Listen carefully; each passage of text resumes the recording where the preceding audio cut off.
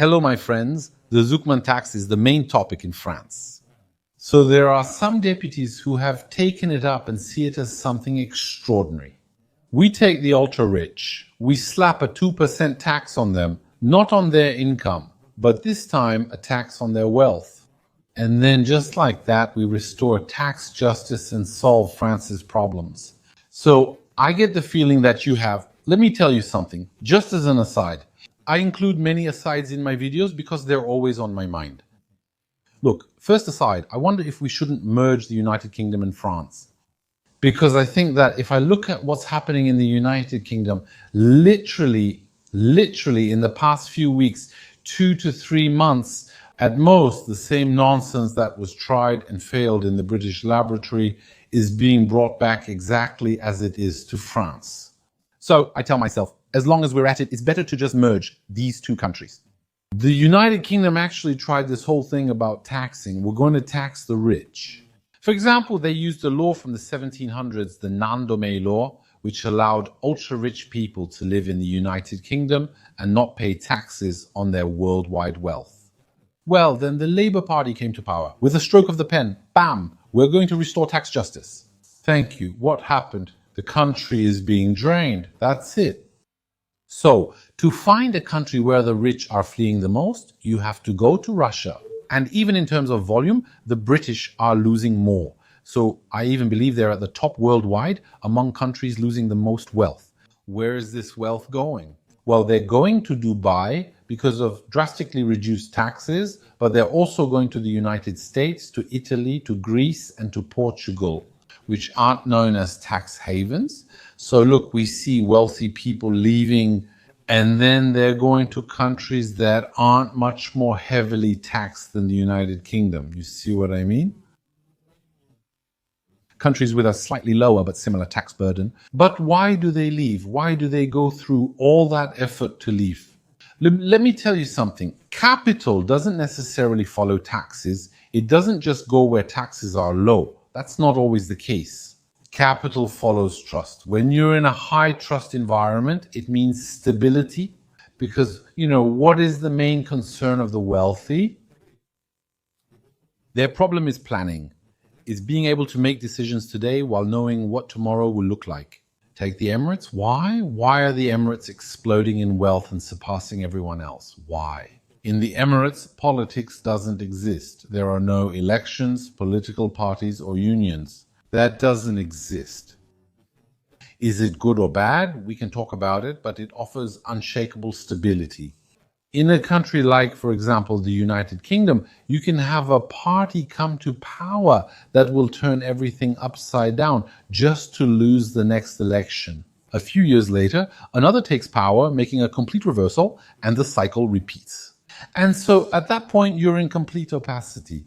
So the idea of raising taxes on rice today and also charging on wealth is complete heresy. And I know it's widely supported. I've seen polls, up to 85% of the French support it. And I can tell you, it's a complete horror. We're going to talk about it. I'll give you some of the arguments. First of all, it's been done. These things were tried in the United Kingdom and caused a huge wealth exodus. We're not living in 1250 anymore. Today, with 3 phone calls, billions can leave the country. I mean, unless you set up currency controls and then a financial police at the borders, and after that you go back, you become a country, I don't know, like a third world country that controls the euros coming in and going out, that locks things down. And then your collapse will happen much faster. You can't stop people from leaving for somewhere else. They can go somewhere else. That's the first point. Secondly, many wealthy people own nothing directly. I spoke to people who were worth tens of millions, and honestly, they own their watch. That's all they personally have. Everything else is capital that's elsewhere, that's in complex structures, which means that technically speaking, the guy has absolutely nothing. You can't just tax him like that. Thirdly, and maybe this is the most important point, we can't rely on the state. We can't rely on the state that put the countries in this situation. Today, in France, for example, in this situation, we can't rely on those states that are at the root of the problem. To fix it by giving them even more confiscatory powers, we can't say to the state, well, here you go, you got us into this mess. The ceiling is collapsing, the house is falling down on our heads. So, well, what are you going to do? I, as a citizen, am going to give you a mandate to go and seize even more money. Go to the rich, that's it, avenge us, right? Come with your avenging arm to the rich, take their money, and come distribute it to us. It's a vision full of a lot of naivety, and I'm being nice, okay? I wanted to use a much stronger word than naivety. Why? First of all, the state doesn't want to seize anything at all, you know that. It doesn't want to seize anything at all. He believes this has been attempted in the United Kingdom, such as with oil and energy companies, for ideological reasons. They even went so far as to impose a 110% tax. You heard that right, 110%. That means the company, the business, has to pay 110% of its profit in taxes. That means all of its profit plus an extra 10% on top. It's a punitive tax meant to drive them away. Because in the United Kingdom, the new religion is climate.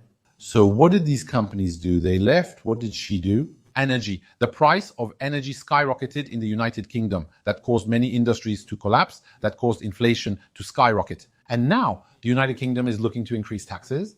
Literally every few hours there's a new tax coming in.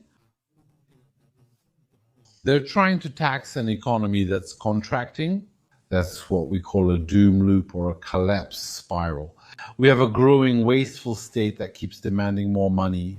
And what happens in the end? It wants to tax an economy, and it taxes it to death. Do you see what I mean? That's not a solution. That won't get us anywhere. It'll just create more poverty for everyone. Secondly, the state, as I was saying, won't capture anything at all. That's the first point. Even if it did capture some money, let's say it's 2% really, it would capture that. And there would be, let's say, 50 billion on the table. See how strong we are? That 50 billion will be wasted and won't help social justice. It will go to food expenses. It will go to bills for dresses from top designers. It will go to custom-made shoes, luxury watches. It will go to prostitutes. It will go to private jets. It will be distributed in Ukraine. It will be distributed here and there. It will disappear into slush funds. You know, the state is the problem today. It's useless, and you know my beliefs, it's useless. I'm not even here defending the rich. That's not even my point. There's no reason to move towards sprawling states that resemble gangrene or malignant tumors, that take over countries that are devouring them from the inside until they collapse.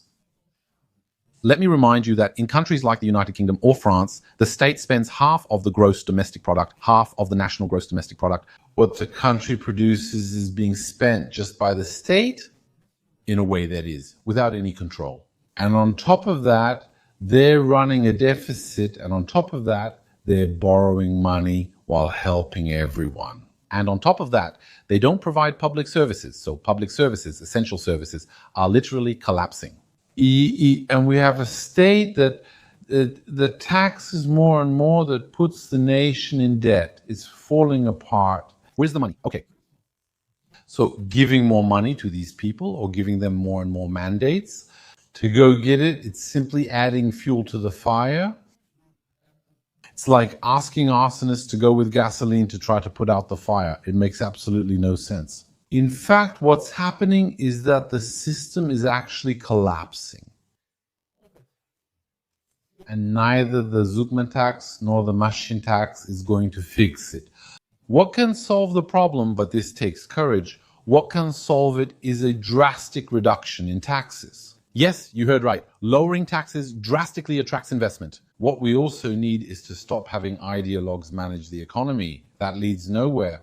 We have climate ideologues who make energy more expensive. Let me give you an example. A lot of people say, yes, energy is too expensive in Europe. Yes, energy is too expensive in Europe. It is. The media often says it's 4 times pricier than in the United States, which outperforms Europe in all aspects. All right, they do. They have created more wealth, their salaries are much higher. Today, many Americans on social media comment that Europeans lack air conditioning, treating it as essential as running water at home.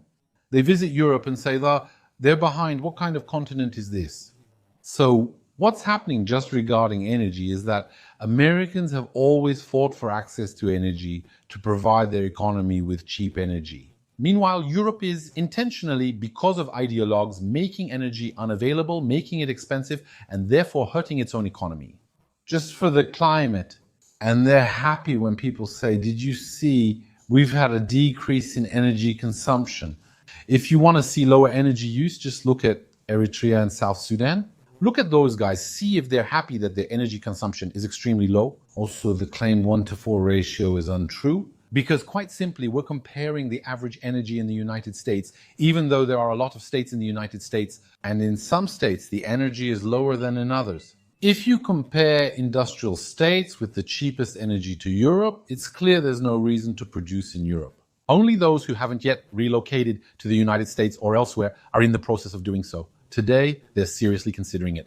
When states cause unemployment, mass bankruptcies, and burdensome regulations, let me remind you about the shift to artificial intelligence. There are plenty of media outlets saying, yes, Europe is going to miss the shift to artificial intelligence. So at the risk of missing the shift to artificial intelligence, let me answer that question for you right away. Let me reassure you. Europe has already missed the shift to artificial intelligence. The shift to artificial intelligence, it's already behind.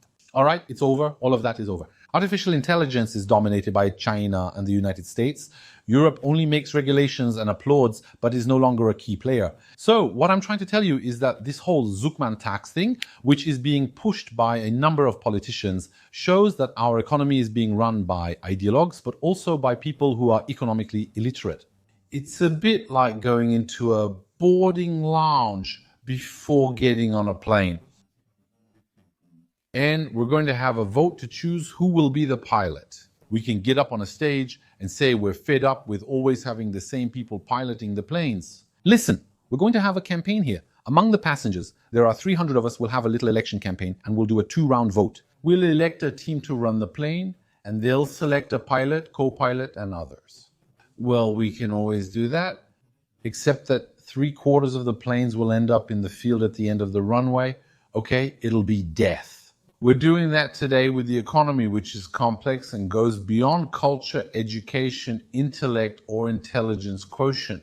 And I would even say the ethics and honesty of the majority of male and female politicians. All right, left or right, I'm not discriminating or showing favoritism. So what we're doing today is we're taking people who are economically illiterate, and then with each government, we take a different illiterate person. We take a different fool. And we tell him, here, go ahead, run our economy, we'll watch, we're behind you, let's see what you do.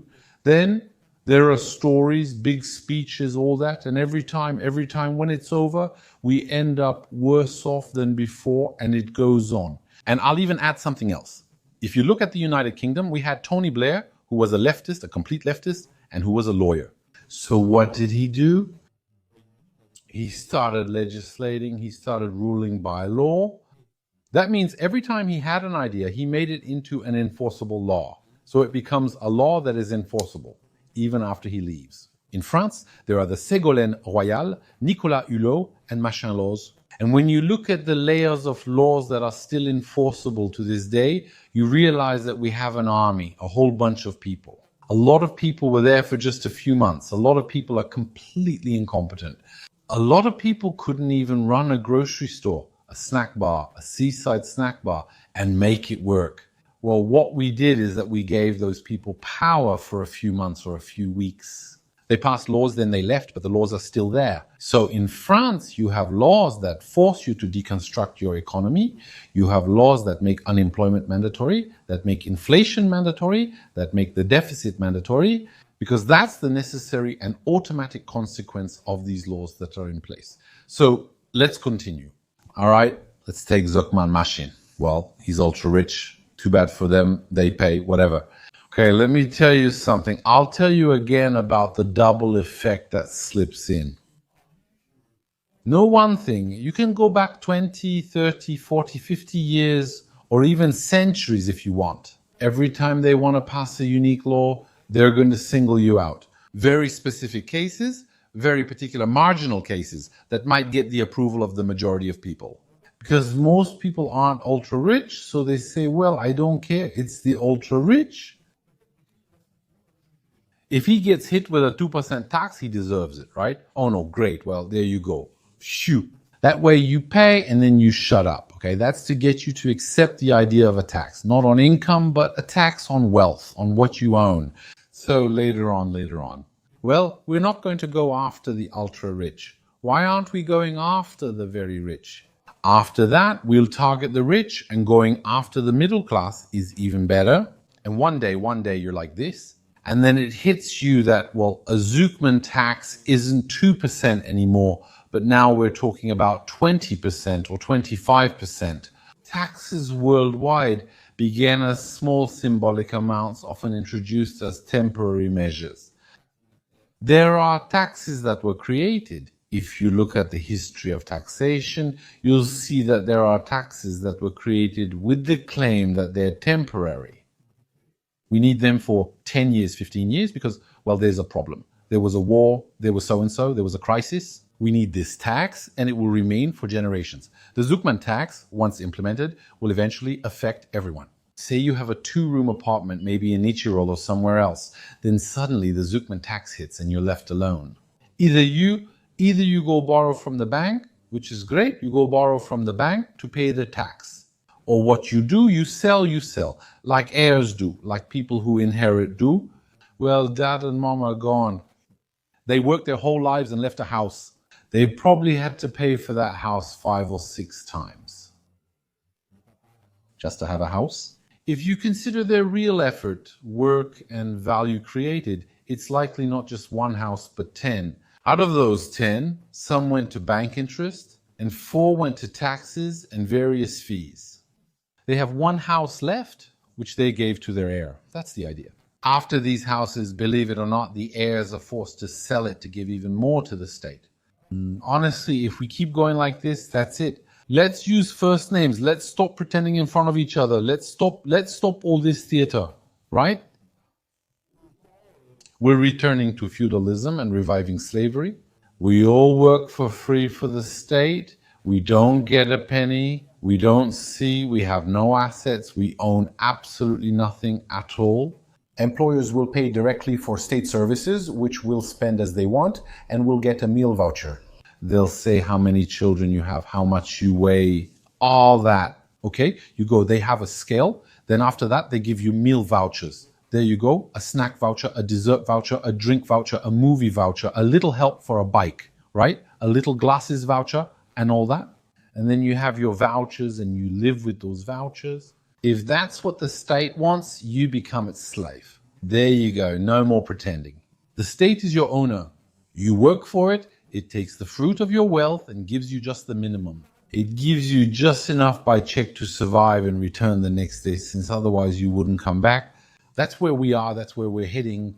And the fact that people, and that's what shocks me, is that people say, yeah, well, the state will bring us more justice. No, that's not possible. That's not possible. You're giving to those who cause the problem.